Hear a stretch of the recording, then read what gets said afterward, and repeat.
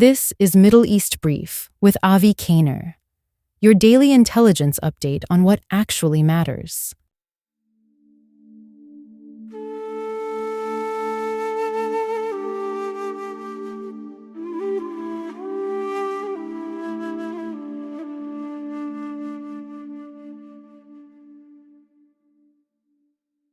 Across Israel and Jewish communities around the world, bonfires will light up the sky.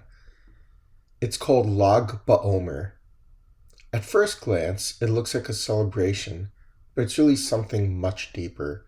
It's a story of survival, a story of resistance, and a story that still echoes today.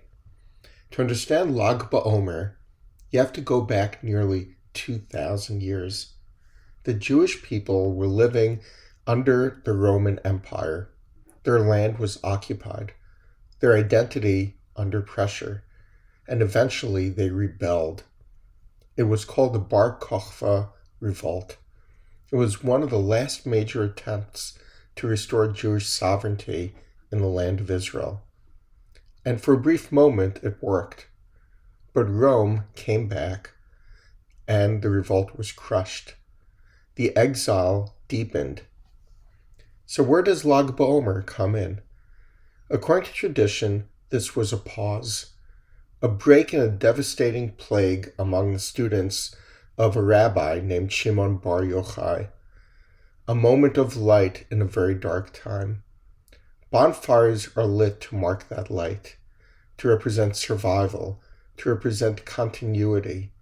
But there's another layer.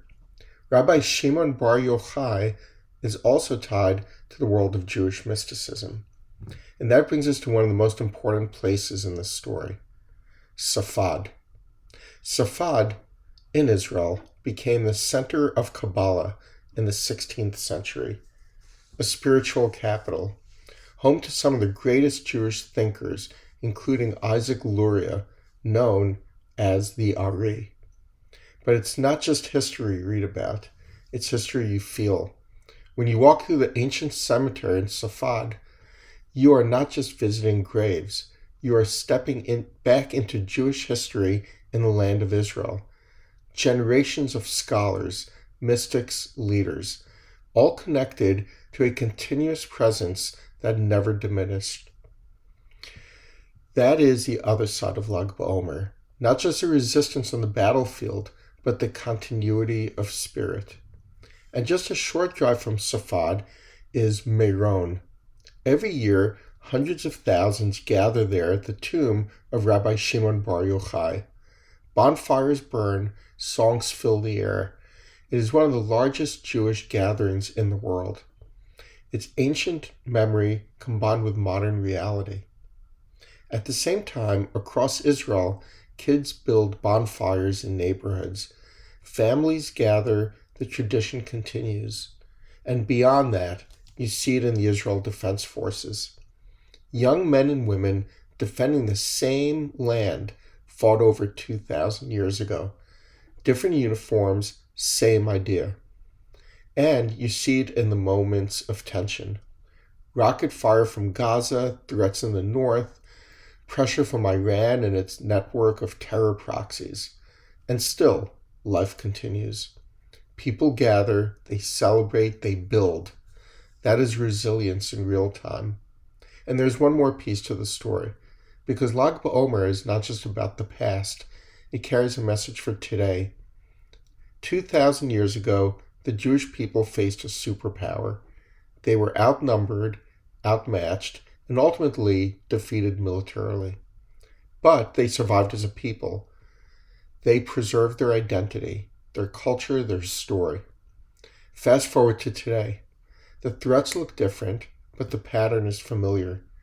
From Iran and its network of proxies to missiles, drones, and regional tension, the challenge is still the same: security, survival, and continuity. But there is one key difference. This time, the Jewish people are not alone. Something new is emerging in the region. Alliances among the children of Abraham, partnerships that would have been unimaginable just a generation ago. Israel working openly with countries and allies like the United Arab Emirates. Shared interests, shared threats, and increasingly shared cooperation. That is a shift, not just geopolitically, historically, because the story is no longer isolation, it is connection and strength through alignment. So Lag BaOmer teaches two lessons. First, resilience. Even when sovereignty was lost, identity endured. And second, something new in modern times, sovereignty and partnership.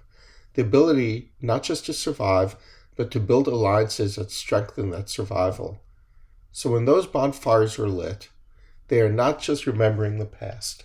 They are marking a transformation from a people that survived history to a people that now has the power and the partners to shape its future.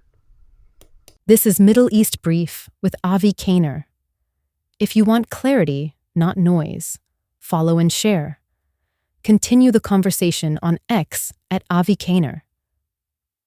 Back tomorrow.